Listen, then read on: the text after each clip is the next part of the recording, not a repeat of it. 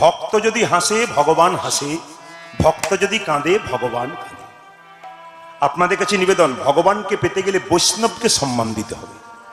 এই যে মায়েরা, এই আসরে অনেক পরম বৈষ্ণব বসে আছেন আড়ালে, তিলক মালা নিয়ে বসে আছেন। এরা প্যান্ট শার্ট পরতে পারে কিন্তু ভেতরে বৈষ্ণবত্ব গ্রহণ করেছে। হাজার হাজার বটের ফল বট গাছে হয়, কিন্তু বট গাছের নিচে চারা গাছ একটাও হয় না। আস্তে আস্তে হাজার হাজার বটের ফল দেখবেন বট গাছে হয়, কিন্তু বট গাছের নিচে পড়ে একটাও চারা গাছ হয় না।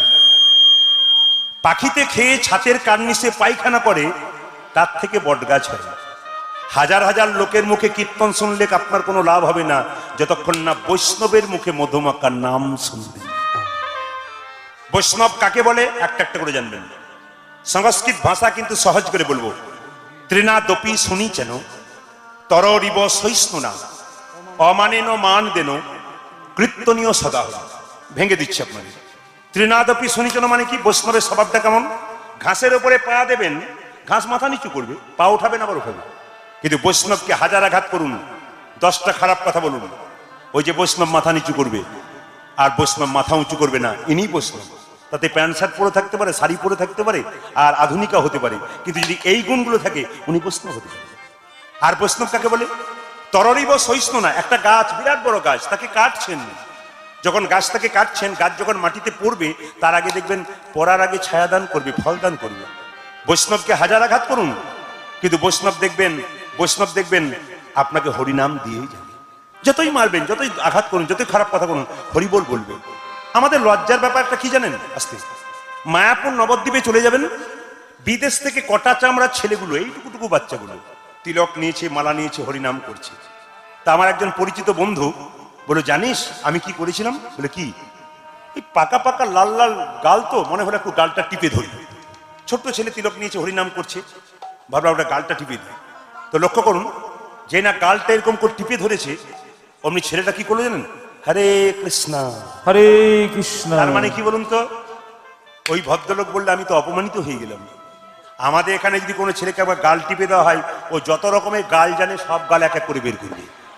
কিন্তু দেখবেন ওই ছেলেটা কি করলো? অপমান করে দিল। হরে কৃষ্ণ, তুমি আমাকে যা করলে করলে, তুমি তো কৃষ্ণকে করলে। হরিদাসকে 22 বাজারে বেত্রাঘাত করেছিল।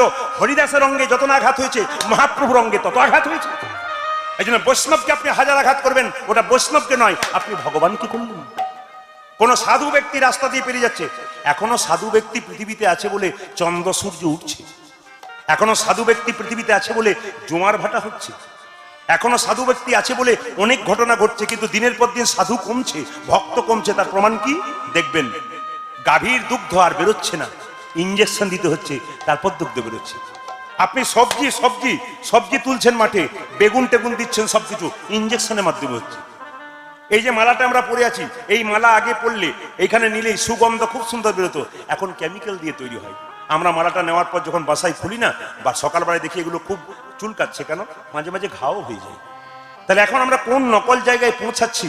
আস্তে আস্তে কেন? সাধু ব্যক্তি কমছে, ভক্ত কমছে। যত ভক্ত বাড়বে তত আবার ঠিক জায়গায় পৌঁছে যাবে। এই জন্য বৈষ্ণব কাকে বলে আর একটু বলে দিই আপনাদের। অমানেন মান দেন। যেমন যারার পথ দিয়ে আপনি রাস্তা দিয়ে পেরিয়ে যাচ্ছেন, একজন কুষ্ঠব্যাধি লোক ছটফট করছে, আমি আপনি দেখলাম নাকে কাপড় চাপা দিয়ে চলে গেলাম। যিনি পরম বৈষ্ণব তিনি কি করবেন? তোমার কি হয়েছে গো? কষ্ট হয়েছে? ডাক্তার দেখিয়েছো? অনেক ডাক্তার দেখালাম, ভালো হলো না। এসো আমার সঙ্গে কোলে কোল দিয়ে একবার হরিবোল বলো। আমার সঙ্গে কোলে কোল দিয়ে হরিবোল বললে তোমার দেহরোগ তো দূর হবে, তার সঙ্গে তোমার ভবরোগ দূর হয়ে যাবে। অমানেন মান দেন কীর্তনীয় সদাহরি মানে কি? তিলক তুলসী মালা শিখাও কপিন, বহিঃবাসে হরিনাম মুখে নিষিদিন। তিলক থাকবে, তুলসীর মালা থাকবে, শিখা থাকবে, বহিঃবাসে হরিনামের নামাবলী থাকবে। ইনি হচ্ছেন বৈষ্ণব। তবে বৈষ্ণবের স্বভাবটা কেমন একটু বলে দিই। নদী জল দেয় নিজের জন্য নয়, জগতের জন্য।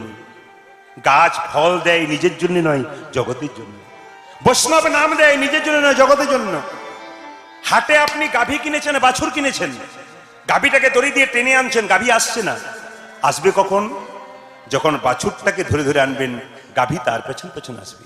ভগবানকে ডাকতে গেলে মন্দিরে ভগবান থাকে, হাত আছে কিন্তু নড়ে না, চোখ আছে কিন্তু দেখে না, কান আছে কিন্তু শোনে না, কোমর আছে কিন্তু দোলে না, পা আছে কিন্তু চলে না।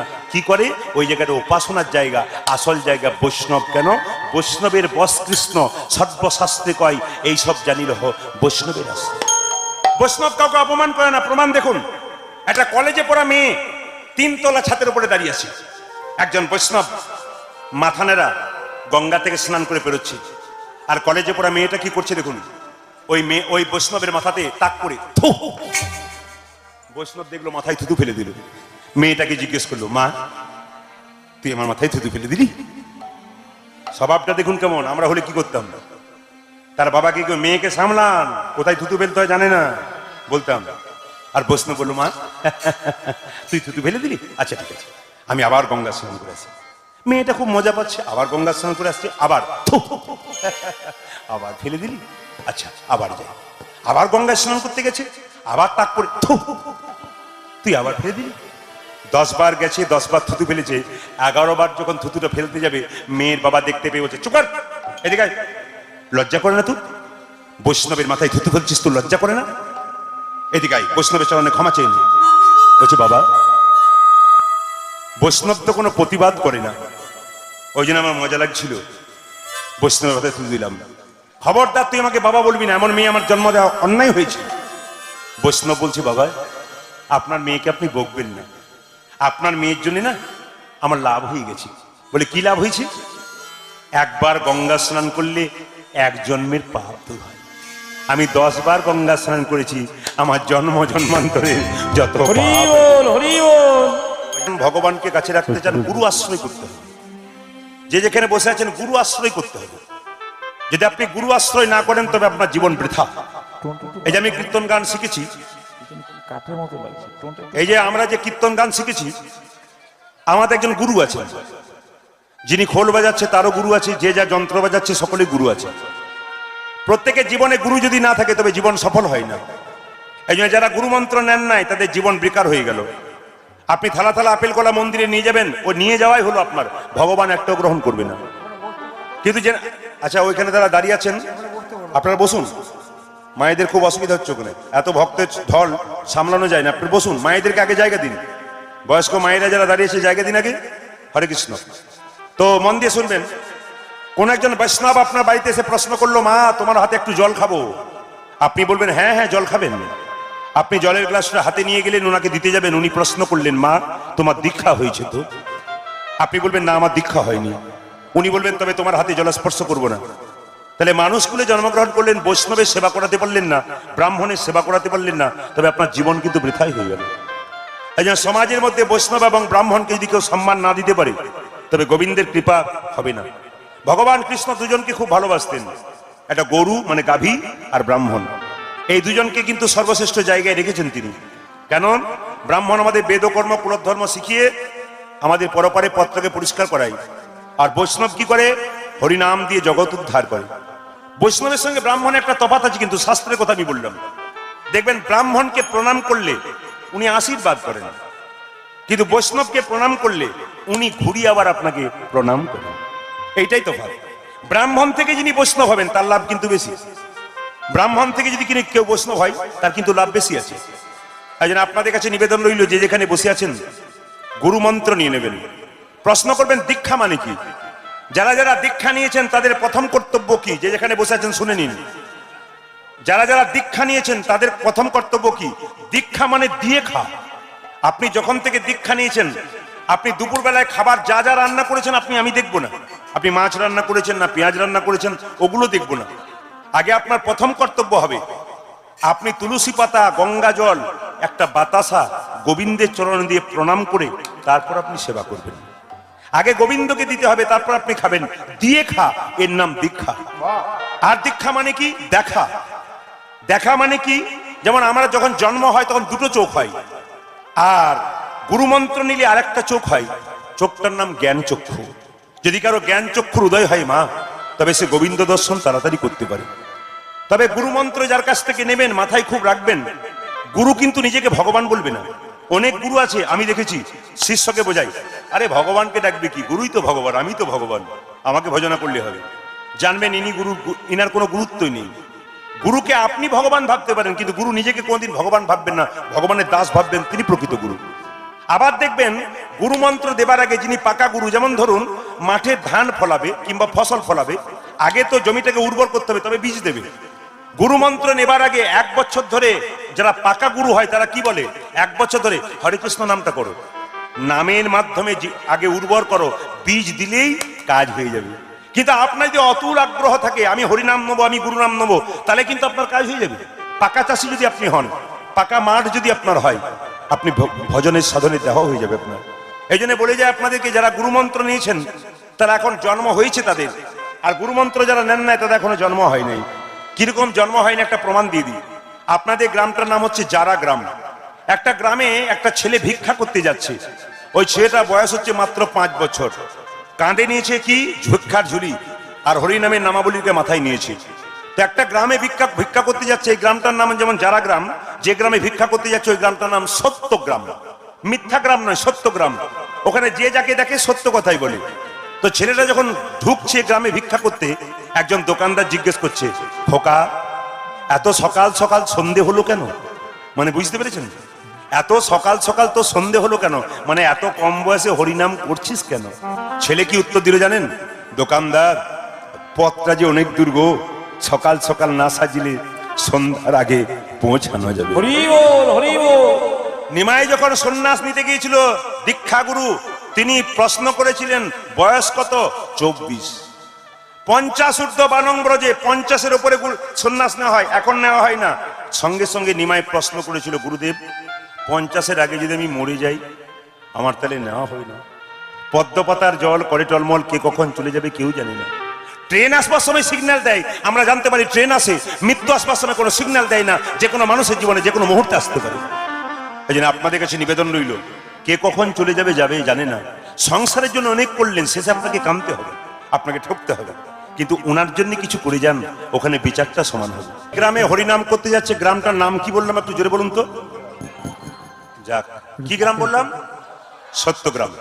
তো একটা বুড়ি মা দরজায় দাঁড়িয়ে আছে, গিয়ে বলল, মা ভিক্ষা দাও। এখানে কীর্তনের মাধ্যমে খুব শিক্ষা আছে, কিন্তু আপনারা সবাই লক্ষ্য করুন, ভিক্ষা আপনারা সবাই দেন, কিন্তু এক হাতে ভিক্ষা দেওয়ার নিয়ম নয়। আপনারা এক হাতে ভিক্ষা দিয়ে দেবেন মায়েরা, তা হবে না, কিন্তু অন্যায় করছেন আপনারা। আপনি যখন ভিক্ষা দেবেন কাউকে, তখন এখন 1 টাকার একটা কয়েন দিচ্ছেন, 2 হাতে তো দেওয়া যায় না। তাহলে আপনি কি করবেন? 1 টাকার কয়েন দিন বা 1 মুষ্টি চাল দিন, আপনাকে 2 হাত এইভাবে যদি না পারেন, তাহলে এই হাতটাতে ঠেকিয়েও দেবেন। ও যখন জয়নিতাই বলে আপনার দরজায় দাঁড়াবে, আপনি যখন দেবেন তখন জয়নিতাই বলেই দেবেন। ও যদি হরে কৃষ্ণ বলে, মা হরে কৃষ্ণ ভিক্ষা দাও, আপনাকে মা বলে ডেকেছে, সন্তান হরে কৃষ্ণ বলছে, সে বয়স্ক হতে পারে, তবু তো মা বলে ডেকেছে, আপনি তাকে হরে কৃষ্ণ সম্বোধন করে দিন। যদি লজ্জা লাগে তবে আপনি মনে মনেও হরে কৃষ্ণ বলুন, তবে দেওয়া সার্থক হবে, নইলে দেওয়া বেকার হয়ে যাবে। আপনারা তো দান করছেন, এরপর থেকে আপনাদের বাচ্চাকে দান করাবেন। কেন? আপনারা দান শেখাবেন বাচ্চাকে, বাচ্চাকে ছোট থেকে এরকম শেখাবেন, তো বড়তে বাচ্চা আপনাকেও এরকম করে দেবে। আর যদি বাচ্চার মনটা প্রথম থেকে উদার করবেন, তা আপনার বয়স যখন হবে আপনি তো অবশ্যই পাবেন। এই জন্য মা বাবা বৃদ্ধাশ্রমে যায়, ছেলেদেরকে দায়ী দেয়। শুধু ছেলে মেয়েরা দায়ী নয়, মা বাবাও দায়ী, ছেলে মেয়েও দায়ী কিছু কিছু ক্ষেত্রে। কেন? আপনারা তৈরি করতে পারেন নাই। যখন কুমোর হাঁড়ি তৈরি করে, হাঁড়ি তৈরি করতে করতে হাঁড়ির কানাটা বেঁকে যায়, তার জন্য কে দায়ী? কুমোর দায়ী না হাঁড়ি দায়ী? সে তো কুমোর দায়ী। আপনি আপনার ছেলে মেয়েকে মানুষ করতে পারলেন না, তার জন্য তো আপনি দায়ী। আপনি ভালো হতে পারলেন না, আপনার ছেলে মেয়েকে আপনি ভালোবাসবেন কি করে, ভালো করবেন কি করে? এই জন্য যখনই আপনারা মা বাবা হয়ে গেলেন, তখন আপনার দায়িত্ব বিরাট বেড়ে গেল। আপনাকে দেখে লক্ষ্য করবে, আপনার চলা দেখবে, আপনার বলা দেখবে, আপনার ভাব দেখবে, আপনার তাকানো দেখবে, সবকিছু আপনার ভালো হতে হবে। বাচ্চা আপনার দিকে তাকিয়ে যাবে। কারণ ছেলেদের ভাষা কিন্তু পিতৃভাষা নয়, ছেলেদের ভাষা হচ্ছে মাতৃভাষা। পুরুষ তো জন্ম দিয়ে কাজে চলে যায়, আর মা কি করে কোলে নিয়ে কোলে পিঠে করে মানুষ করে, মায়ের ভাষাটা এক এক করে চিনতে শেখে, ওই জন্য মাতৃভাষা তৈরি হয়। তো যেই না ছোট্ট ছেলেটি বুড়ি মাকে গিয়ে বললো, মা হরে কৃষ্ণ ভিক্ষা দাও, বৃদ্ধা বুড়ি 85 বছর বয়স বেরিয়ে এলো, ভিক্ষা নেবে বাবা? আচ্ছা না, হরে কৃষ্ণ দিল। দেওয়ার পরে ছোট ছেলেটা প্রশ্ন জেগে গেল, এ তো প্রায় 80 বছর উপরে বয়স হবে, একটু জিজ্ঞেস করি, সত্যগ্রাম মিথ্যে কথা বলছে না সত্য কথা বলছে। আচ্ছা বুড়ি মা, তোমার বয়স কত? বুড়ি তখন বলছে, বাবা আমার বয়স বায়ো কি তেয়। বুঝতে পারছেন কি বললো? বায়ো কি তেয়। আচ্ছা 12-13 বললো না, 12-13 বললো কেন? 80 বছর পরে আর দাঁত থাকে? জীব কি সোজা থাকে না লটপট করে? যে ফুলটা গাছের তরতাজা ফুটে আছে ওটাই গোবিন্দ সেবায় লাগে, আর যে ফুলটা ঝরে পড়েছে ও কিন্তু গোবিন্দ সেবায় লাগে না। রাধারানী শিক্ষা দিলেন, দেহে যৌবন থাকতে, শক্তি থাকতে গোবিন্দকে দাও। যখন তোমার বয়স হয়ে যাবে না, তখন দেখবে গোবিন্দ তোমাকে ঠিক জায়গায় রাখবে। আর তুমি যদি মনে করো বুড়োতে আমি গোবিন্দকে না ডাকবো, বুড়ো হবার চান্স যদি পাও, তখন আর সেবায় লাগবে না, কানে শুনতে পাবে না, চোখে দেখতে পাবে না, হরিবোল বলতে পারবে না, হবিবোল হবে। বললো বায়ো কি তেও। সঙ্গে সঙ্গে ছেলেটা প্রশ্ন করলো, বুড়িমা গ্রামটার নাম সত্যগ্রাম, আর তুমি 12 কি 13 বয়স বললে, তোমার তো 80 বছর বয়স। বলছি বাবা, যে কথা বললাম নারকেলের মতো, নারকেলের ওপরটা শক্ত কিন্তু ভেতরে কি আছে, শ্বাস জলে ভরা। তো শুনে রাখ, এর মধ্যে তত্ত্ব আছে। বলে কি? আমি অনেকদিন বিয়ে করেছি খুব ছোট্ট অবস্থায়, আগেকার দিনের বিয়ে তো খুব ছোট্ট অবস্থায়, সংসারের কাজকর্ম করতে করতে গুরুমন্ত্র নেবার সময় হয় নাই। এই 12 কি 13 বছর আমি গুরুমন্ত্র নিয়েছি, ওই জন্য আমার বয়স হলো 12 কি। হরি বল হরি বল। আমি প্রদীপ পাল গুরুমন্ত্র নিয়েছি 20 বছর বয়সে, আমার এখন 46। 1973 13 অক্টোবর আমার জন্ম, এখন আমি 46। তাহলে আমি 20 বছর বয়সে গুরুমন্ত্র নিয়েছি, তাহলে 20 আমার বয়স হলো কত, 26। এবার আপনারা হিসাব করে করে দেখুন, যখন থেকে গুরুমন্ত্র নিয়েছেন তখন থেকে আপনাদের বয়স শুরু হয়েছে। আর গুরুমন্ত্র এখনো যারা নেন নাই, এখনো বয়স শুরু হয় নাই। গরু ভেড়া ছাগল যেমন কর্ম করলো আর খেলো, আপনাদেরও সেই রকম হয়ে গেল। এখন সেই ছেলেটি নাচতে নাচতে যাচ্ছে এক জমিদারের বাড়িতে। জিজ্ঞেস করলো, জমিদার তুমি এত টাকার মালিক, 4-5টা গাড়ি, এত খড়ের পালুই, কি ব্যাপার, তুমি কত টাকার মালিক? জমিদার বলল, বাবা আমি 4 বস্তা ধান আর 404 টাকার মালিক। ছেলে চমকে গেল, গ্রামটার নাম সত্যগ্রাম আর মিথ্যে কথা বলছে, 4 বস্তা ধান 404 টাকার মালিক। বলছে, বাবা আমি বড় জমিদার হতে পারি, 4টা গাড়ি থাকতে পারি, কিন্তু শুনে রাখো কীর্তন আমি কোনদিন শুনতাম না। একদিন হরিবাসরে কীর্তন শুনতে গেলাম, আর দেখতে পেলাম কি জানো, একজন কীর্তনিয়া দানের কথা বলছে। যখন এই দানের কথা বলছে, আমার চৈতন্য হয়ে গেল। কিসের চৈতন্য হলো? যে কিছু দান করতে হয়। এই 4 বছর কীর্তনে আমি 1 বস্তা করে ধান আর 160 টাকা করে দিয়েছি। এতদিন যত আয় করেছি তত ব্যয় করেছি হরিনামের ব্যাংকে জমা বলতে 4 বস্তা ধান আর হরি 400 বল টাকা। হরি বল। মানে আপনারা এতদিন যা দিলেন শুধু আয় হলো আর ব্যয় হলো, গোবিন্দ সেবায় যেটা দিলেন সেটাই কিন্তু হরিনামের ব্যাংকে জমা হয়ে গেল। আসুন আপনাদের বুঝিয়ে দিয়ে যাই, জন্ম হোক যথাতথা, কর্ম যেন ভালো হয়। আপনি মারা যাবেন, আপনার মৃত্যুর পর আপনার আত্মা কোথায় যাবে? আপনার দেহটার মৃত্যু হয় না আত্মাটার মৃত্যু হয়? জোরে বলবেন আপনারা। দেহটা, শাস্ত্র কি বলেছে? বাসাংসি জিন্নানি যথা বিহায় নবানি ঘৃণাতি নরহ পরাণী তথা শরীরানি বিহায় জিন্নান্নানি সংজাতি নবানি দেহি। ও মাইরা, যে কাপড়টা আপনি পরে আছেন জীর্ণ হয়ে গেলে আপনি পাল্টে দেবেন, যে কাপড়টা আমি পরে আছি ওটা জীর্ণ হয়ে গেলে পাল্টে দেবো। তত্ত্ব কি বলছে? আত্মা জীর্ণ দেহ ত্যাগ করে নতুন দেহে যায়। প্রশ্ন করবেন প্রদীপ পাল মহাশয়, আপনি যখন মারা যাবেন আপনি কোথায় যাবেন? আপনারা যখন মারা যাবেন আপনারা কোথায় যাবেন? শাস্ত্র কি বললো দেখুন, মানুষ কুলে জন্মগ্রহণ করে কেউ যদি পশুর মতো কর্ম করে তবে তার পশুকুলে জন্ম হয়, আর মানুষ কুলে জন্মগ্রহণ করে কেউ যদি মানুষের মতো কর্ম করে আবার সে মানুষ হয়, আর মানুষ কুলে জন্মগ্রহণ করে কেউ যদি মহাপুরুষের মতো কর্ম করে দ্বিতীয় জন্ম হয় না, গোবিন্দের চরণ প্রাপ্ত। প্রশ্ন করবেন কি করে? যে ধান সেদ্ধ করে মাটিতে ছড়ানো হয় তার যেমন দ্বিতীয় গাছ হয় না, যে দেহ হরিনামে সিদ্ধ হয়ে যায় দ্বিতীয় জন্ম হয় না, তার গোবিন্দ চরণ প্রাপ্ত হয়ে যায়। এই জন্য হরিনামে সিদ্ধ করুন, আর আপনার জন্মই হবে না, আপনি গোবিন্দ চরণ পেয়ে যাবেন। আপনার মৃত্যুর পরে আপনি স্বর্গে যাচ্ছেন নরকে যাচ্ছেন কি করে বুঝবো? ডাক্তার পঞ্চানন ভট্টাচার্য দুটো যুক্তি দেখিয়েছেন। ডাক্তার পঞ্চানন ভট্টাচার্যের একটা বই আছে জগত আমি, আপনারা পড়াশোনা করলে জানতে পারবেন, যারা পড়াশোনা করেন তাদের জন্য বলে দিলাম, জগত আমি। তাতে পরিষ্কার করে লেখা আছে মানুষ মরে গেলে দুটো জিনিস দেখলে বুঝবেন উনি স্বর্গে গেলেন না নরকে গেলেন। প্রথমটা কি? যেমন কেউ যখন মারা যায় মুখটা বিকৃত হয়ে যায়, ভয়ঙ্কর হয়ে যায়, আপনি এসে বলেন না, ও মা দেখে এলাম গো 4 দিন ঘুম হলো না, জানবেন ইনি নরকে যাচ্ছেন। আর আপনার মৃত্যুর পর আপনি ঘুমাচ্ছেন, ও মা দেখে এলাম লোকটা যেন ঘুমাচ্ছে, জানবেন ইনি স্বর্গে গেলেন। আর কি দেখে বুঝবেন উনি নরকে গেলেন না স্বর্গে গেলেন? যারা গ্রাম থেকে যখন বড় হরি হরি বলে নিয়ে যাবে তখন সবাই বলবে, আহ লোকটা খুব কৃষ্ণ ভক্ত ছিল গো, মেয়েটা খুব কৃষ্ণ ভক্ত ছিল, জানবেন ইনি যাচ্ছেন স্বর্গে। আর আপনার মৃত্যুর পর যদি পাড়া প্রতিবেশী আশেপাশে বলতে থাকে, খুব বাজে লোক ছিল, এ গেল ভালো হলো, সমাজটা ভালো হলো, জানবেন ইনি নরকে গেল। আর কি দেখে বুঝবেন ইনি স্বর্গে গেলেন নরকে গেলেন? আমাদের গীতা গীতা গীতা কি বলছে? গীতা বলছে যে আমাদের শরীরের 9টা ছিদ্র দিয়ে আমাদের প্রাণ বেরোয়। প্রমাণগুলো দেখুন। 9টা ছিদ্র কি কি? 2টো কানের ছিদ্র, 2টো চোখের ছিদ্র, 2টো নাকের ছিদ্র, দুটো মুখের ছিদ্র, উপস্থ এবং পায়ু নিচের দিকে দুটো ছিদ্র। এইবার আপনাদের বলে রাখি, এই 9টা ছিদ্র দিয়ে প্রাণ বেরোয়। কি করে বুঝবেন? যেমন মৃত্যুর সময় অনেকে দেখবেন তাকিয়ে থাকে, চোখ দিয়ে প্রাণ বেরোলো। মৃত্যুর সময় অনেকে হাঁ করে থাকে, মুখ দিয়ে প্রাণ বেরোলো। মৃত্যুর সময় কানটা যেরকম ছিল একটু ফুলে গেছে, ওইদিকে প্রাণ বেরিয়েছে। মৃত্যুর সময় নাকটা একটু ফুলে গেছে, ছিদ্রটা, ওই দিয়ে প্রাণ বেরিয়েছে। যদি এই 9টা ছিদ্র দিয়ে প্রাণ বেরোয় আপনার, তাহলে আপনি গেলেন স্বর্গে। আর আপনি যদি পায়ু উপস্থ নিচের যে দুটো ছিদ্র আছে, প্রস্রাব এবং পায়খানা যে দরজা, তার মধ্যে যদি কেউ প্রাণ বেরিয়ে যায়, তবে তিনি নরকে যাচ্ছেন। অনেকে দেখবেন মৃত্যুর সময় পায়খানা করে ফেলে, প্রস্রাব করে ফেলে, একবার 100% ইনি যাচ্ছেন, গীতা বলছে ইনি যাচ্ছেন নরকে। এই জন্য আপনাদেরকে বলে রাখি, অনেকে দেখবেন মৃত্যুর সময় ভয়ে চমকে চমকে উঠে। ঘরের লোকে বলে, কি বাবা তুমি ভয় খাচ্ছ কেন? কে যেন বলছে, কি বলছে, আমাকে ভয় দেখাচ্ছে। যমরাজ বলতে যাচ্ছে, এত পাপ করেছো, তোমাকে আর দেরি করবো না, এবার নিয়ে যাবো। এই জন্য আপনাদের সামনে নিবেদন রইল, যদি কেউ পাপ করেছেন, যদি মনে করেন আমি পূর্ব জীবনে পাপ করেছি, ভগবানের কাছে বারবার বলুন, দেখবেন পাপ আপনার দূরীভূত হয়ে যাবে, একবার 100% দূরীভূত হয়ে যাবে। আমি অনেক প্রমাণ আপনাদের দেবো, দিতে থাকলে তো সারাত্রি শেষ হয়ে যাবে। আমি বীরভূম জেলা একটা জায়গাতে গান করতে যাচ্ছিলাম, তো হঠাৎ দেখলাম এক বাবাজি আমাকে কীর্তন করাবেন।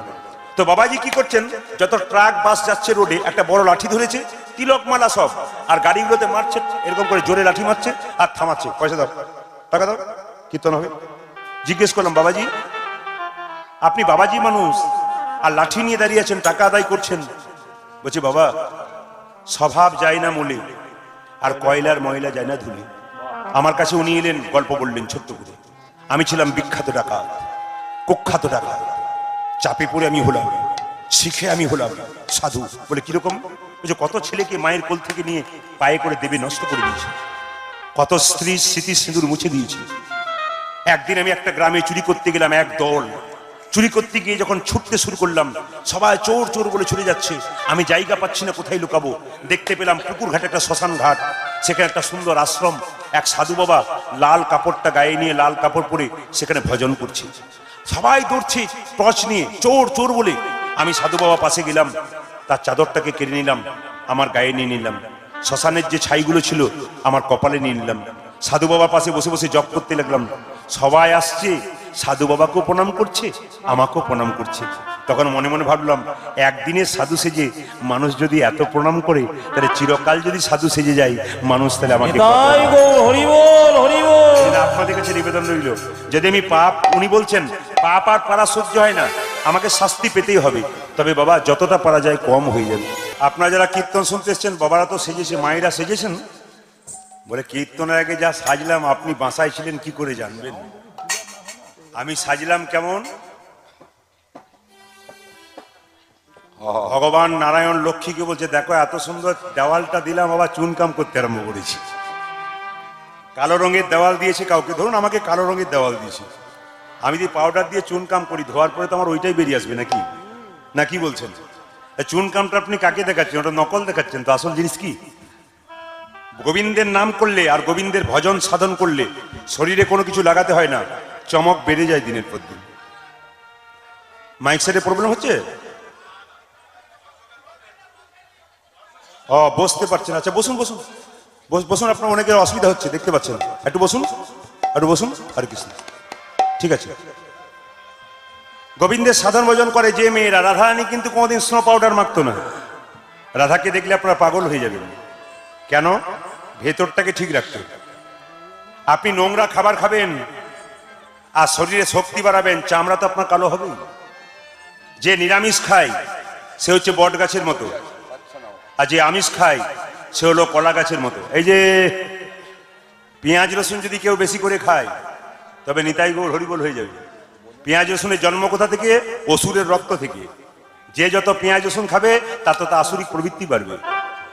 ওই যে পেঁয়াজ রসুন যত কমাবেন আপনি নত হবেন। এই জায়গাটাকে নোংরা করে দেবেন, ভগবানের সাধন করবেন কি করে? আপনাদের শরীর ঠিক থাকবেন, আপনি ভগবানের সাধন করবেন কি করে? এই জন্য আপনার আসল জায়গাটা ঠিক রাখতে হবে। দেখবেন যে মাংস খায়, যেমন ধরুন ওই কুকুর মাংস খায়, সামনের দাঁত দুটো কেমন? জোরে বলুন। লম্বা লম্বা। দেখবেন আপনারা। বাঘ মাংস খায়, সামনের দাঁত দুটো কেমন? জোরে বলুন। এরকম লম্বা লম্বা। আচ্ছা, মানুষ মাংস খায়, সামনের দাঁত দুটো কেমন? দু চারজন দেখছে, আমিও তো খাইতে, আমার বড় বড় হলো নাকি? না না, জায়গা আছে, এগুলোকে ধরতে হবে আপনাদেরকে। যে জায়গায় ছিলাম, আপনারা সেজেছেন তো, কেমন সাজবেন একটা একটা করে বলে দিই আপনাদের। আচ্ছা, মায়েরা সাজেন স্মৃতিতে সিঁদুর নেন, তো স্মৃতিতে সিঁদুর নিলে কি হয় আপনাদের কারো জানা আছে? একজন মেয়েকে জিজ্ঞেস করলাম, তুমি স্মৃতিতে সিঁদুর নিচ্ছ কেন? মা কাকিমারা নিচ্ছিল তাই আমিও নিচ্ছি। না, তা বললে হবে না, তোমাকে জানতে হবে স্মৃতিতে কেন সিঁদুর নাও। একদিন সীতা, এইদিকে একদিন সীতা এরকম করে আয়নাটাকে ধরেছে বাঁ হাতে আর স্মৃতিতে সিঁদুর নিচ্ছে। মায়েরা জেনে নিন, সিঁদুর নেওয়ার নিয়ম হচ্ছে এই আঙ্গুলে একদিন, এই আঙ্গুলে একদিন, যে যেখানে বসে আছেন এই আঙ্গুলে একদিন নেবেন, এই আঙ্গুলে একদিন নেবেন। প্রশ্ন করবেন এই আঙ্গুলে নিলে কি হয়? স্বামী স্ত্রীর মধ্যে ঝঞ্ঝটটা কম। বলুন বলুন, তাহলে ওইটাই আরম্ভ করবো। যা যত গন্ডগোল সব তো ওনার সঙ্গে নাকি। তো শুনে রাখুন, কোন স্বামী স্ত্রী সবচাইতে সুখী বলুন তো? কোন দম্পতি সবচাইতে সুখী? যার স্ত্রী বোবা আর যার স্বামী কালা, তার নাই কোনো যায়। আচ্ছা, যদি আপনি বোবা হতে পারেন, উনি কালা হতে পারেন, ঝঞ্ঝট কিছুই নেই। আমাকে কিন্তু গৃহকর্ত্রী বলে দিয়েছে কি করলে ঝগড়া বন্ধ হবে, আজকে ওইটাই বলবেন। আমি কিন্তু সবই বলে দেবো, চিন্তা নেই। আমি যুক্তি যা, স্বামী স্ত্রীর সম্পর্কটা কেমন? রাম সীতার চরিত্র দেখবেন। স্বামী স্ত্রীর সম্পর্ক কেমন? পণ্ডিতের কথা, পাখির মতো। স্বামী স্ত্রীর সম্পর্ক হলো পাখির মতো। পাখিকে আপনি চেপে ধরবেন, ও মরে যাবে। পাখিকে হালকা করে ধরবেন, উড়ে যাবে। আর পাখিকে যত্ন করে রাখবেন, সারা জীবন ঠিক থাকবে। স্বামী স্ত্রীর সঙ্গে সম্পর্কটা চাপাচাপি ঠাসাঠাসি হলে সম্পর্ক মরবে। আর যদি হালকা করে ধরেন, ও যা করছে করুক, আমি যা করছে করবো, আপনার উড়ে যাবার চান্স থাকবে। আর যদি স্বামী স্ত্রীর সম্পর্কটা যত্ন করে রাখবেন, আপনার তো চিরকাল একই রকমই থাকবে। এই জন্য জায়গাগুলো ধরতে হবে, মহাজনীদের কথা, ভালো ভালো কথা। স্বামী স্ত্রীর মধ্যে ঝগড়া হবে না, দুটো কাজ একসঙ্গে করবেন। কি? একটি ভোজন, একটি ভজন। স্বামী যদি বেলা 3টের সময় আসে, আপনি তাকে দেবেন, তারপর খাবেন, এটার নাম ভজন, ভোজন। আর সন্ধ্যাবেলাতে স্বামী স্ত্রী একসঙ্গে বসে মন্দিরে ভগবানের ভজন করবেন, হরিনাম করবেন, দেখবেন ঝগড়া আর আপনাদের হবে না। ভোজন আর ভজন যেখানে সেখানে। আর যদি মনে করেন এই বিউটি পার্লার থেকে এলাম, দরকার না, আমি আগে খেয়ে নেবো, যখন খাবে খাবে, ঝগড়া তো আপনাদের হবে। এই জন্য লক্ষ্য করুন, যে জায়গায় ছিলাম, সীতা এরকম করে স্মৃতিতে সিঁদুর নিচ্ছে, হনুমান পেছন থেকে প্রশ্ন করছে, মা মা। আচ্ছা, আমি একটা কথা বলে বাদ দিয়েছিলাম, এই আঙ্গুলে একবার সিঁদুর নেবেন একদিন, এই আঙ্গুলে সিঁদুর নেবেন। এই আঙ্গুলে সিঁদুর নিলে কি হয়? শাস্ত্রের কথা, এই আঙ্গুলে সিঁদুর নিলে স্বামী স্ত্রীর সম্পর্ক পাক্কা থাকে। আর এই আঙ্গুলে সিঁদুর নিলে কি হয়? স্বামীর আয়ু, জোরে বলুন, স্বামীর আয়ু দীর্ঘায়ু হয়। এই জন্য সীতা যখন সিঁদুর নিচ্ছে, হনুমান প্রশ্ন করছে, মা স্মৃতিতে সিঁদুর নিচ্ছ কেন? হনুমান বলল, মা বলো সিঁদুর নিচ্ছ কেন? সীতা তখন বলল, এই দেখ, এই জন্য তোকে বোকা বলি, মেয়েরা স্মৃতিতে সিঁদুর নিলে না পিছু ডাকতে নেই। ওই জন্য আপনাদের কাছে বিনীত নিবেদন রইল, যখন স্মৃতিতে সিঁদুর নেবেন, নির্জনে নেবেন, কেউ যেন পিছু না ডাকে। পিছু ডাকলে খুব খারাপ হয়। সীতা বারবার হনুমানকে বলছে, এই দেখ তুই খুব বোকা, আমি ভালো কাজ করছি, তুই পিছু ডাকছিস। হনুমান চুপচাপ বসলো, এই দিকে তাকাবেন। স্মৃতিতে সিঁদুর নিচ্ছে কে? সীতা। হনুমান প্রশ্ন করলো, মা তুমি স্মৃতিতে সিঁদুর নিলে কেন? সীতা বলল, ওরে তোর প্রভুর একটু মঙ্গল হবে বলে। তার মানে মায়েরা স্মৃতিতে সিঁদুর নেন কেন? স্বামীর স্বামীর স্বামীর অমঙ্গলের জন্য নাকি? মঙ্গলের জন্য। আচ্ছা, এইবার দেখুন, সীতাকে প্রশ্ন করছে হনুমান, মা তুমি লম্বা করে সিঁদুর নিচ্ছ কেন? যারা লম্বা করে নিয়েছেন তারা দেখুন, যারা খাটো নিয়েছেন তারা দেখুন। বলছে, মা তুমি স্মৃতিতে লম্বা করে সিঁদুর নিচ্ছ কেন? বলছে, ওরে হনু, এই জগতে যে মেয়ে যত লম্বা করে সিঁদুর নেবে, তার স্বামীর আয়ু তত লম্বা হবে। আর তৎক্ষণাৎ প্রশ্ন করলো হনুমান, আচ্ছা মা, যে মেয়ে খাটো সিঁদুর নেই, তা ওটা আর বলবো না, বাদ দিয়ে চলে যায়, নাহলে গন্ডগোল হবে। যে মেয়ে, দাদারা বলছে, বলুন বলুন, আজ আমরা চান্স পেয়েছি, আপনি বলুন, অসুবিধা নেই। আমরা তো বলতে পারি না, আপনি বললেই কাজ। এটা আমাকে প্রায় জায়গাতে বলে, আপনি বলুন, ঠেসে বলুন, খুব রাগে বলে, ঠেসে বলুন। আচ্ছা, ঠেসেই বলি। এইদিকে তাকান, স্মৃতিতে সিঁদুর নিচ্ছে, লম্বা সিঁদুর, খাটো সিঁদুর নিলে কি হয়? সীতা বলছে, ওরে হনুরে, এই জগতে যে মেয়ে যত খাটো সিঁদুর নেবে, তার স্বামী তত তাড়াতাড়ি বল হরি হরি বল, বল হরি। হরি বল। ঝগড়া কিন্তু আজকে লাগলো। রাত্রিবেলায় বলবে, ভাগ্যে প্রদীপ পাল এসেছিল, সিঁদুরটা দিয়েছিলাম, তুমি খাটো করছো মানে আমাকে পারাপার করার ব্যবস্থা করছো। কিন্তু না না না, আপনাদের ফরেও বলে দিয়ে যায়, যখন ছেলে আর মেয়ের বিয়ে হয় না, এই তো ব্রাহ্মণ ঠাকুর রয়েছেন, উনি জানেন, যখন মেয়ের বিয়ে হয় একটা সংস্কৃত মন্ত্র বলে, তখন দেখবেন স্বামী যখন স্ত্রীতে সিঁদুর দেয়, তখন কি বলে? সংস্কৃত কথার বাংলা কথা কি? আজ থেকে তোমার সমস্ত চাওয়া পাওয়া পূর্ণ করে দিলাম। মানে তুমি যা চাইবে তাই পাবে।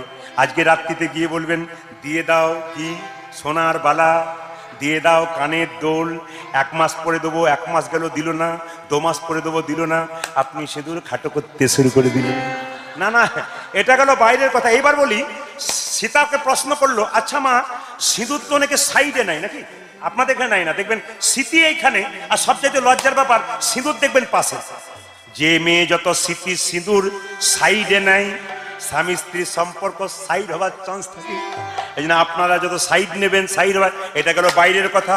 হনুমান যখন দেখলো স্মৃতিতে সিঁদুর নিলে প্রভুর একটু মঙ্গল হয়, হনুমান কি করলো, সিঁদুরের কৌটোটাকে নিয়ে 50 হাত দূরে গিয়ে, যেই না সিঁদুরের কৌটোটা গোটা শরীরে মেখে নিয়েছে, সীতা বলছে, ওরে হনু, এই জন্য তোকে লোকে বোকা বলে, আমি স্মৃতিতে সিঁদুর নিচ্ছি প্রভুর মঙ্গলের জন্যে, আর তুই গোটা শরীরে সিঁদুরটা ছড়িয়ে নিলে। হনুমান বলছে, মা গো, স্মৃতিতে একটু সিঁদুর নিলে যদি প্রভুর একটু মঙ্গল হয়, তবে গোটা শরীরে সিঁদুরটা নিলে প্রভুর আমার কত না মঙ্গল। বল হরি বল। আপনারা সবাই মিলে একটু তালি দিয়ে গানটা গাইবেন। রামনবমী হনুমানজির, হ্যাঁ, রামনবমীর দিনে এই গানটা গাইতে হয়। যদি কেউ গানটা নকল করতে পারেন, মোবাইলে লোড করতে পারেন, আমি 2 লাইন গাইবো। রামনবমীর দিনে মায়েরা কি করবেন, একটা হনুমানজির পতাকা আর সিঁদুর আপনি হনুমানের চরণে দেবেন, দেখবেন আপনাদের মানে সিঁদুরের দীর্ঘায়ু অনেক দিন হবে। হাত ওঠান, সবাই হাত ওঠান, একসঙ্গে গানটা একসঙ্গে বাজাও, তালি দিন, একসঙ্গে তালি দেবেন, বাহ, বাজনার সঙ্গে উলধ্বনি।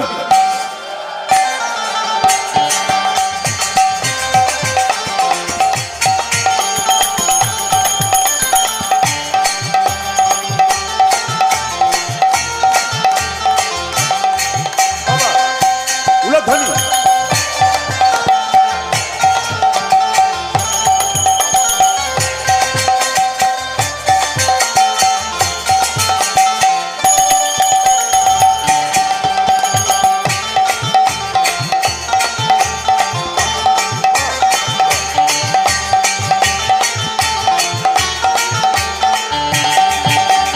হনুমানজির মন্দিরে রামনবমীর দিনে স্নান করে হনুমানজির ছবি কিনবেন, এক কৌটো সিঁদুর হনুমানের চরণে দেবেন, আর হনুমানজির পতাকাটা ওখানে টাঙিয়ে দেবেন আপনার তুলসী মন্দিরে। দেখবেন আপনাদের সম্পর্ক। কুরুক্ষেত্রের যুদ্ধে কৃষ্ণ যখন যুদ্ধ করেছিল, তখন দেখবেন রথের মধ্যে ওই একটা হনুমানজির পতাকা ছিল। তাই আপনার বাড়িতে যদি হনুমানজির পতাকা থাকে, অশুভ শক্তি আপনাকে কোনোদিন গ্রহণ করতে পারবে না। হাত তুলে লেহেরে লেহেরে লেহেরায় রে ঝান্ডা ঝান্ডা বেশ বেশ। ঝান্ডা ঝান্ডা বজরং বালিকা।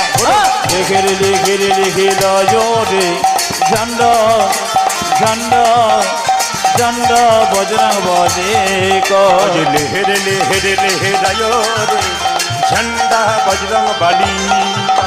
আরে লহর লহর লহরায়ো রে ঝান্ডা বজরং বালিকা। ঝান্ডা বজরং বালিকা, ঝান্ডা মহাবীর বালিকা। দেখো ঝন্ড দেখো ঝন্ড দেখো ঝন্ড বজরং বালিকা, ঝন্ডা মহাবীর বালিকা। ও যে ঝান্ডা বজরং বালিকা, ঝান্ডা মহাবীর বালিকা। আরে ঝান্ডা বজরং বালিকা, ঝান্ডা মহাবীর বালিকা। লেহেরে লেহেরে লেহেরায় রে ঝান্ডা বজরং বালিকা। উলধ্বনি। আজ দেখে লেখে লেখে রে ঝন্ডা বজরং বালিকা। লেখে লেখে লেখে রে ঝন্ডা বজরং বালিকা। আরে লহরায়ো রে ঝান্ডা বজরং বালিকা।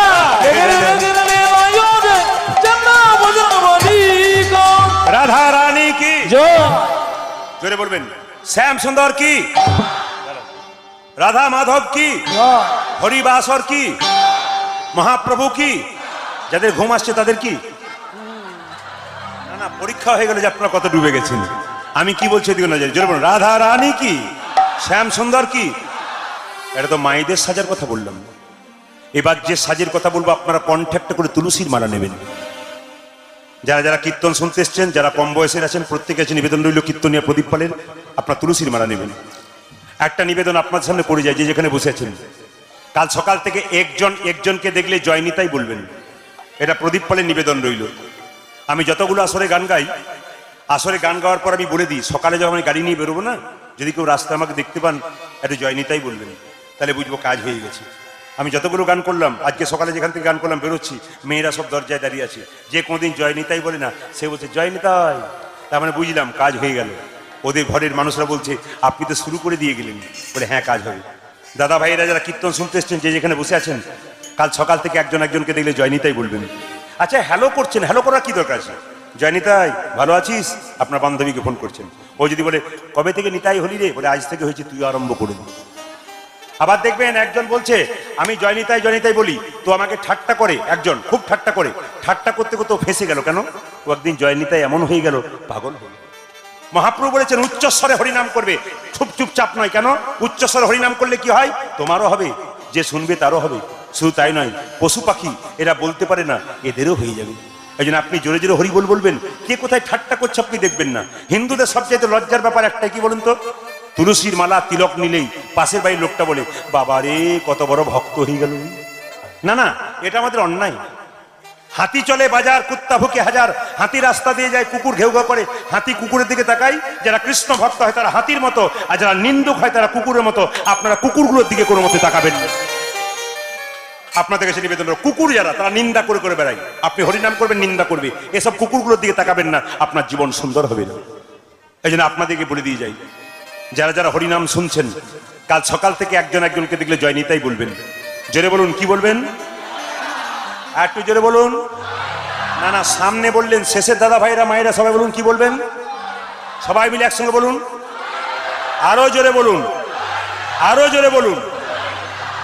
কাল থেকে বলুন আর না বলুন, আজ তো বলে দিলাম, তারপর যা হলো হলো। শুরু কিন্তু আজকে হয়ে গেল। আপনার তুলসীর মালা নেবেন, তুলসীর মালা কণ্ঠে নেবেন কেন সেটা আপনাদের ব্যাপার। মালা নেওয়ার যুক্তি আছে। গোবিন্দের চরণে 56 ভোগ দিন আর 108টা ভোগ দিন। একটা জিনিস না দিলে কিন্তু ভোগ সম্পূর্ণ হয় না। বলুন তো কি? বাহ বাহ, খুশি খুশি, তুলসী পাতা। এইবার লক্ষ্য করুন, যে দেহটা গোবিন্দ সেবায় লাগাবেন আপনি, সেই দেহটাকে গোবিন্দ সেবায় লাগাতে গেলে আপনার কণ্ঠে তুলসীর মালা নিতে হবে, তবে গোবিন্দ সেবায় তাড়াতাড়ি লাগবে না। প্রশ্ন করবেন আপনারা, তুলসীর মালা পড়তে গেলে অনেক নিয়ম আছে প্রভু, তাহলে আমরা কি করব? উপায় বলে দিচ্ছি। যদি কারো তুলসী মালার পড়ার ইচ্ছা হয় কিন্তু পড়তে পারেন না, কারণ রাস্তাতে এরকম দেখলেই মাথা খারাপ হয়ে যায়, এরকম মানে বুঝতে পারছেন তো, এরকম দেখলেই মাথা খারাপ হয়ে যায়, তাদের কোনো চিন্তা নাই, তাদের জন্য প্রদীপ পালের নিবেদন রইল। বাচ্চা ছেলে যখন সাইকেলে চাপে, প্রথমে কি সিটে চেপে যায়? জোরে বলুন। হাফ পেটেলে চাপে, তারপর সিটে চাপে। আপনি দশকর্মার ভান্ডারে যাবেন, বলবেন আমাকে বেলের মালা দাও। আপনি বেলের মালাটা পরবেন, আপনি যা খাবেন খাবেন। যখনই বেলের মালা 2 বছর পরবেন, তখন মনে হবে হাফ পেটেলে চেপেছি, এবার সিটে চাপবো। আগে স্কুলে ভর্তি হন, তবে তো মাধ্যমিক পাস করবেন। আপনি স্কুলে ভর্তি হলেন না, মাধ্যমিক পাস করবেন কি করে? আগে শুরুটা করুন। আপনি শুরুই করলেন না, আপনার জীবনে কাজে লাগবে কি করে? এই জন্য বলে রাখি, বেলের মালা কিনবেন, আপনি যা খাবেন খাবেন, একদিন আপনার তুলসী মালা পরবার ইচ্ছা যাবে। তুলসীর মালা পরবেন কেন? বেগুন গাছ বাড়িতে লাগিয়েছি আমরা, বেড়া দেবো না? নিশ্চয়ই বেড়া দেবো। কেন? ছাগল গরুদের ছিঁড়ে খাবে। তত্ত্ব বলছে, তত্ত্ব বলছে। গুরুদেব আমাদের কানে বীজ মন্ত্র দিয়েছে, আমাদের শরীরে কৃষ্ণ প্রেমের অঙ্কুর হবে, গাছ হবে। যদি তুলসীর মালা নামক বেড়া না দিই, তবে কামিনী কাঞ্চন ছাগলে নিতাই গৌর হরিবল করে দেবে। বিজ্ঞান বলল সব গাছে বজ্রপাত হয়, তুলসী গাছে বজ্রপাত হয় না। প্রশ্ন করবেন, তুলসী গাছে বজ্রপাত হয় না কেন? বিজ্ঞান স্বীকার করেছে। আপনি তুলসীর মালা পরে রাস্তা দিয়ে চলে যান, আপনার মাথায় জীবনে কোনোদিন বজ্রপাত হবে না। তাহলে প্রশ্ন করবেন আপনারা। যেমন আমি কয়েকদিন আগে এক জায়গায় গান করছিলাম, বলছে প্রদীপ বাবু আপনি সব জায়গায় বলেন যে তুলসীর মালা পড়লে বজ্রপাত হয় না, আমাদের পাশের বাড়ি একটা লোক মোটা মোটা 3টে তুলসীর মালা পড়েছে, পড়বি পর, ওর মাথাতেই বাজ পড়েছে। এবার আপনি বোঝান কি করে হলো? আমার উত্তরটা দেখুন কেমন। আমি বললাম শোনো, একজন গোয়ালা দুধ দেয় তোমাকে 1 কেজি করে, 1 কেজি দুধ যদি 800 গ্রাম জল থাকে, ছানা হবে? জোরে বলুন, ছানা হবে? সর পড়বে 800 গ্রাম জল থাকলে? আপনি তুলসীর মালা পড়ছেন, ভেতর ভেতর খারাপ কাজ করছেন, আপনার মাথায় পড়বে না, অন্য লোকের মাথায় পড়বে। আপনি তুলসীর মালা পড়বেন, তার মান রাখতে হবে, তুলসী দেবীকে প্রণাম করতে হবে, এত সোজা নয়।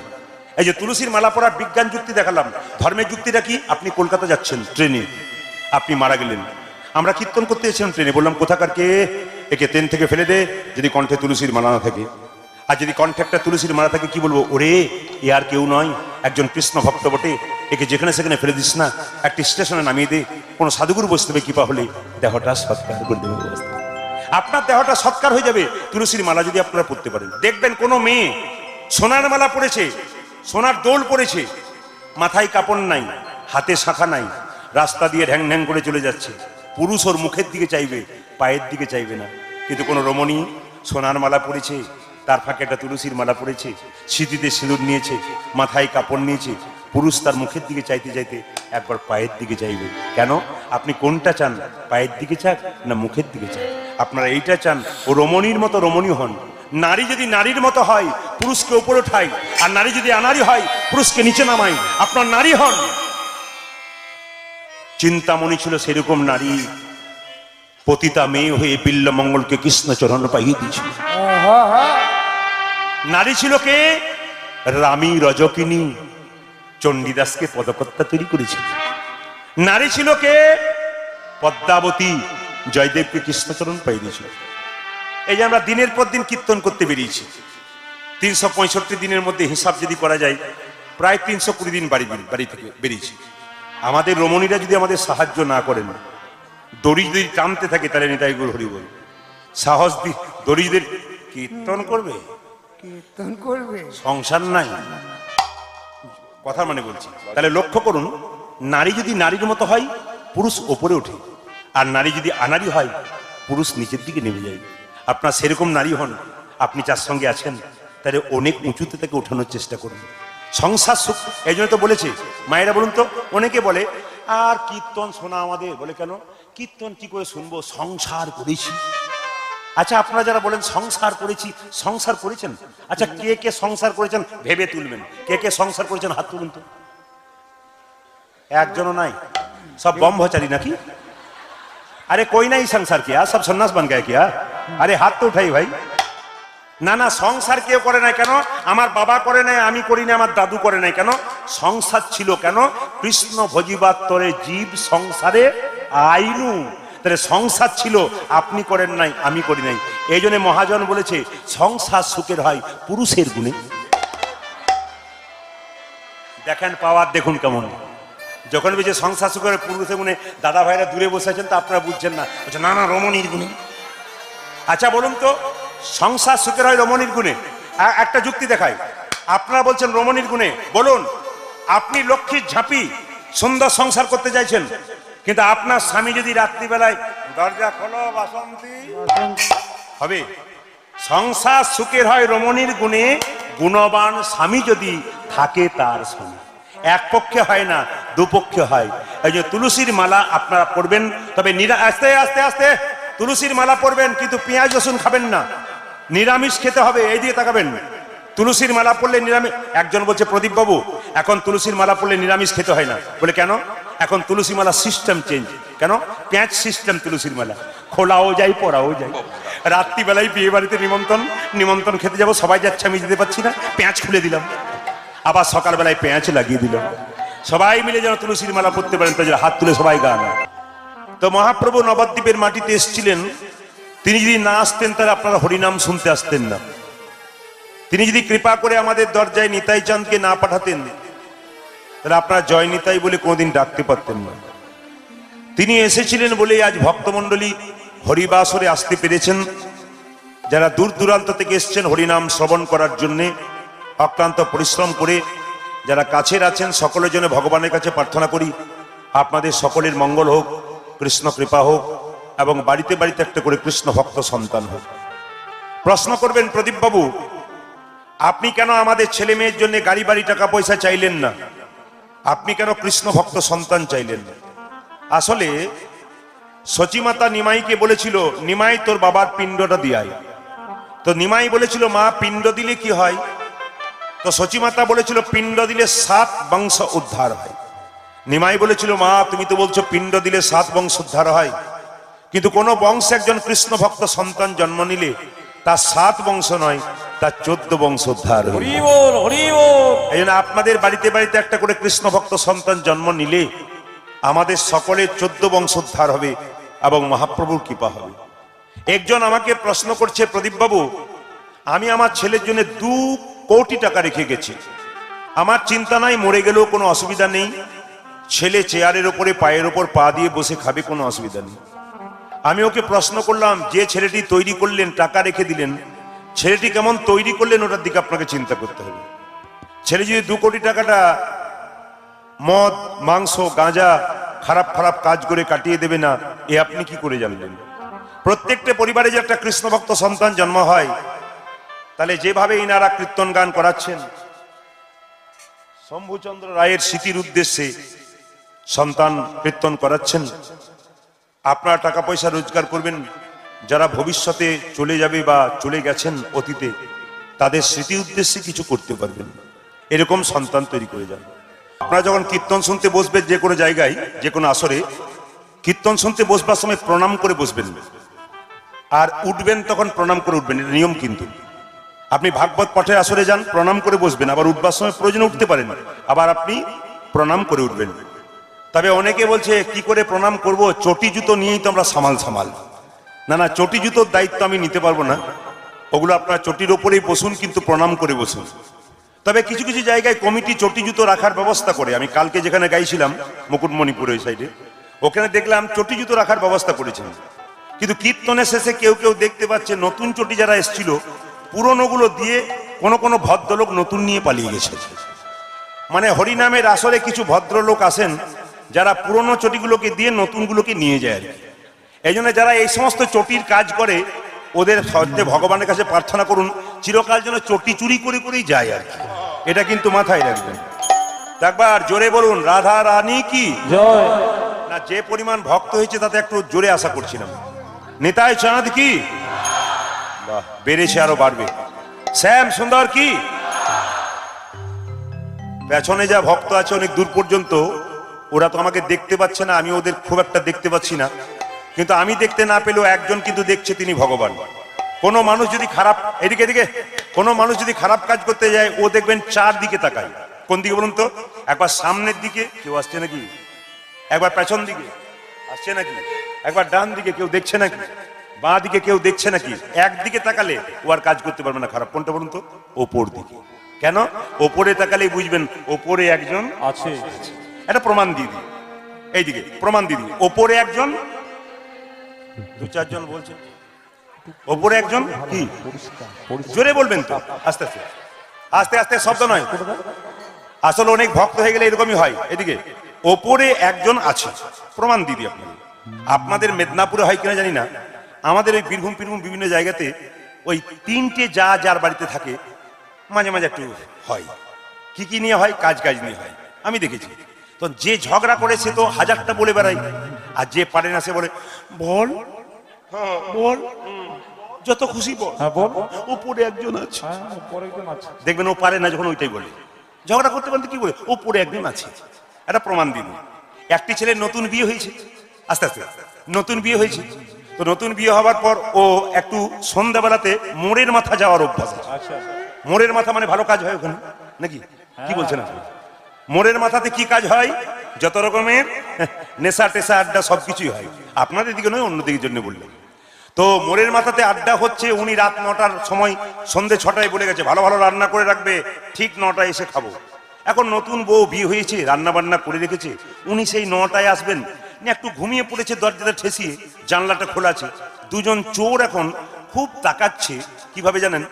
যে মেয়েটার তো নতুন বিয়ে হয়েছে, সোনাদানা গয়নাগাটি আছে, আবার খাবার দাবারও করে রেখেছে, দুটো জিনিসই লাভ হবে, সোনাদানাও পাবো, পেট ভরে খেয়েও যাবো। এখন দরজাটা খুলে চোর দুটো কি করেছে, বেশ করে মস্তে খেয়ে নিয়েছে। খাবার পরে যেই না সোনাদানা গয়নাগাটি খুলতে যাবে, তখন উনি চলে আসছেন। কই, মানে বুঝতে পারছেন, মানে লাল জল খেয়েছেন আর কি। উনি কই এই বলে যে না দরজাটা খুলেছে, অমনি দেখলো খাবারগুলো কে খেয়েছে। কে খেয়েছে খাবারগুলো? দেখতে পাওনি? ঘুমাচ্ছিলে। এখন চোর দুটো তখন একজন ছাদ, মানে কার্নিশ দেখেছেন তো, কার্নিশ বুঝেন? কার্নিশ, তাক বাড়ির তাকের উপর একজন চেপেছে, আর বস্তা জমানো ছিল বারান্দাতে, বস্তার কোণে একজন বসে আছে। এখন দুজন চুপচাপ বসে আছে। তখন মেয়েটা তো জানে না যে কে খেয়েছে। মেয়েটাকে বলছে কে খেলো? দেখতে পাওনি? ঘুমাচ্ছিলে, এত ঘুম, সব চুরি করে নিয়েছিল, তুমি দেখতে পাবে না? মেয়েটা বলছে আমি কিছু জানি না, ওপরে যিনি আছেন তিনি জানেন। এখন বারবার ওই একই কথা, মানে উনি ভগবানের কথা বলছেন আর কি। মেয়েটাকে বলছে বারবার, এবার তোমাকে মারবো বলে দিলাম, ওপরে আছে, ওপরে কে জানবে? বিশ্বাস করো আমি কিচ্ছু জানি না, ওপরে যিনি আছেন তিনি জানেন। এখন ওপরে যে বসে আছে সে বলছে খালি আমাকেই বলছে, আর নিচে যে বসে আছে ওর কথা বলছে না। নিচে যে বসে আছে ওর কথা বলো। এখন কিছুক্ষণ পরে যখন বারবার বলছে ওপরে একজন আছে দেখবে, তখন ওপরজন বলছে আমাকে খালি বলছে, আর নিচে একজন বসে চোখে থাকো। এখন নিতাই ওর হরিবোল হয়ে গেছে বাবা। তাহলে তখন মারতে যাচ্ছিল স্ত্রীকে, কিন্তু মারলো না কেন? ওপরে একজন আছে। যদি বিশ্বাস থাকে ওপরে একজন আছে, তাহলে ও মায়েরা, দাদা ভাইরা যারা পেছনে আছেন, ওপরে একজন আছে। প্রদীপ পাল দেখতে পাক আর না পাক, একজন দেখছে। 100 টাকার নোট পড়ে আছে, তাকিয়ে দেখলেন কেউ কোথাও নেই, টাকাটা নিয়ে চলে গেল, ভাবলেন কেউ দেখতে পেল না, একজন দেখলো, তিনি ভগবান। জোরে বলুন রাধা রানী কি জয়। একবারে শেষ পর্যন্ত শুনতে চাই, রাধা রানী কি। এত জোরে বলবেন যেন ঘাটাল পর্যন্ত চলে যায়। শ্যাম সুন্দর কি, মদন মোহন কি, হরিবাসর কি। মায়েরা কি বলছেন? ভয় ও জয়। একটু জোরে বলুন, রাধা রানী কি, শ্যাম সুন্দর কি, মদন মোহন কি। মনে যদি শান্তি পেতে চান তবে একমাত্র হরিনাম ছাড়া কিছু নাই। সংসারে খালি অশান্তি, সংসারের আরেকটা নাম হচ্ছে দুঃখালয়। দুঃখালয় খালি দুঃখ আর দুঃখ। সুখ খুব ক্ষণিকের, কিছুক্ষণের জন্য। আর দুঃখ দেখবেন পোষা বিড়ালের মতো সবসময় পায়ের সামনে ঘুরঘুর ঘুরঘুর করবে। একমাত্র শান্তি আছে হরিনামে। গাড়ি বাড়ি টাকা পয়সা ধন দৌলত আছে, ছপ্পর খাটে শোবার সময় 1 টাকার ঘুমের ট্যাবলেট না খেলে ঘুম আসে না, এর কি দাম আছে? কিন্তু কৃষ্ণ ভক্ত মানুষ যারা হয়, সারাদিন সমস্ত কর্মের মধ্যে ভগবানকে স্মরণ করে, আর সন্ধ্যাবেলায় ঘুমানোর সময় ঠিক নাক ডেকে ঘুমিয়ে যায়, ঘুমের কোনো সমস্যা নেই। এটি হচ্ছে কৃষ্ণ ভক্তের স্বভাব। এই জন্য আমরা যে জায়গায় পৌঁছাচ্ছি দিনের পর দিন, অতি আধুনিক থেকে আরো আধুনিকতার মধ্যে পৌঁছাচ্ছি, পাশ্চাত্য জিনিসগুলোকে গ্রহণ করে আমাদের জায়গাটাকে আরো নষ্ট করে দিচ্ছি। ভারতবর্ষে সনাতন ধর্ম যেভাবে চলতে বলছে, কেউ যদি সেইভাবে চলতে পারেন তবে আপনার জীবন সুন্দর হয়ে যাবে। এই জন্য একটা বাড়িতে কেউ যদি বারবার ঘুমায়, মানে খুব ঘুম কাতুরে লোক হয়, একটা বাড়িতে সে শুয়ে থাকে, বারবার ধাক্কা দেবেন দরজায়, দরজা খুলবে না। ধাক্কা দিতে দিতে দিতে দিতে একবার দরজা খুলবে। এই দেহটার মধ্যে আত্মা ভগবান পরমাত্মা রূপে আছেন। বারবার কৃষ্ণ নাম করলে ইনি এক সময় জেগে উঠবেন। যেমন দেখবেন আপনারা, রামকৃষ্ণ পরমহংসদেবকে একজন শিষ্য জিজ্ঞেস করেছিল, ঠাকুর তুমি যে বলো মা খা মা খা, মা কি তোমার হাতে খাই? হ্যাঁ রে খাই। কই আমি ডাকি তখন খাই না, আর তুমি ডাকলে খায়, আমি বুঝতে পারি না। বলছে ওরে, ডাকার মতো ডাকলে মা খায়। বলছে কই তুমিও ডাকো আমিও ডাকু, ডাকার মধ্যে তফাৎটা কি? ওরে খোকা, ডাকার মধ্যে আকুলতা ব্যাকুলতা চাই, মা খাবে। আমি আকুলতা ব্যাকুলতা বুঝতে পারলাম না, তবে আই। ঠাকুর কি করলেন?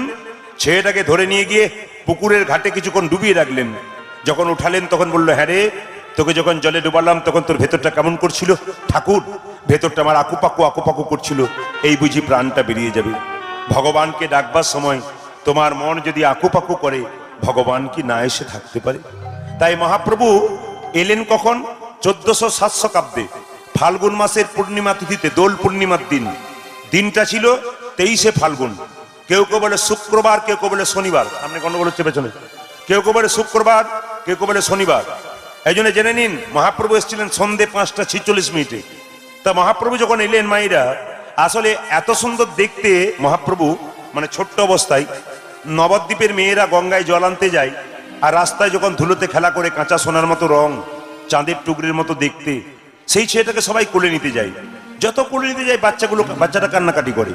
সচিমাতাকে পাড়ার মেয়েরা বলে, দিদি এমন ছেলে জন্ম দিলে, এ দেখেই তো কোলে নিতে ইচ্ছে করে, কিন্তু কোলে নিতে গেলে কান্নাকাটি করে, লজেন্স বিস্কুট দিয়ে কোনো চুপ করে না।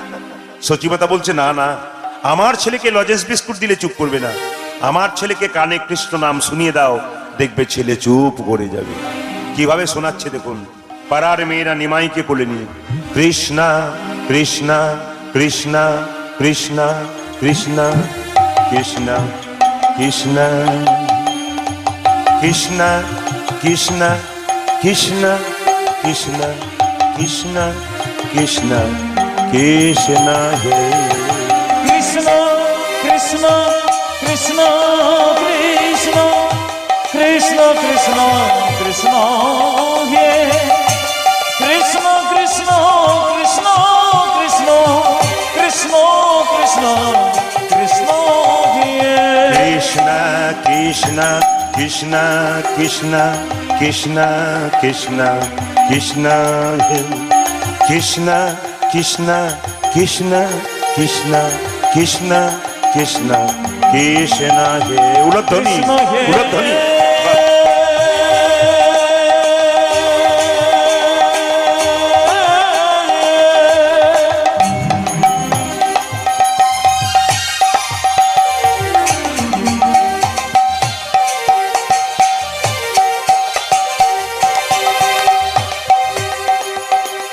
কৃষ্ণ হে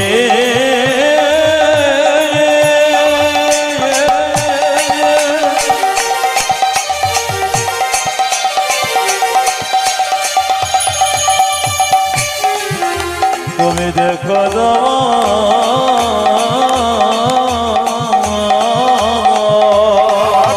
হরি বল।